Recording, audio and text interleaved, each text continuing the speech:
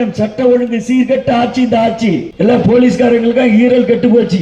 போலீஸ்காரங்க எல்லாம் கைக்கூலியா இருக்காங்க. புரியல, சொல்ல முடியல, புரியல.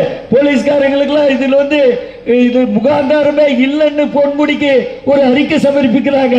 பொன்முடிக்கு முகாந்தாரம் இல்லை, பொன்முடி பேசிய சொல்லுக்கு முகாந்தாரம் இல்லை, சைவத்தையும் வைஷ்ணவத்தையும் சேர்த்து பேசி இந்துக்களை அவமானப்படுத்திய பொன்முடி ஒரு இன்டோர்ல தான் பேசியிருக்காரு, அவுட்டோர்ல பேசலன்னு சொல்லிட்டு முகாதாரம் போலீஸ் காவல்துறை ஒரு அமைச்சருக்கு சப்போர்ட்டாக மாண்புமிகு முதலமைச்சருடைய கட்டளை ஏற்றுக் கொடுக்கிறாங்க. சுப்ரீம் கோர்ட்டும் உச்ச நீதிமன்றமும் உயர் நீதிமன்றமும் அடிச்சா, சவுக்கால அடிச்சா, போலீஸ்காரையும் அடிச்சா, அரசையும் அடிச்சா, அமைச்சரையும் அடிச்சா. புரியல. அதுக்கு பிறகுதான் அவங்க 2 பேருடைய பதவி நீக்கம். உங்களுக்கு செந்தில் பாலாஜியுடைய பதவி நீக்கம். செந்தில் பாலாஜியுடைய பதவி நீக்கம் என்னவென்று கேட்டால், செந்தில் பாலாஜிக்கு கொடுத்திருக்காங்க உச்ச நீதிமன்றத்திலே.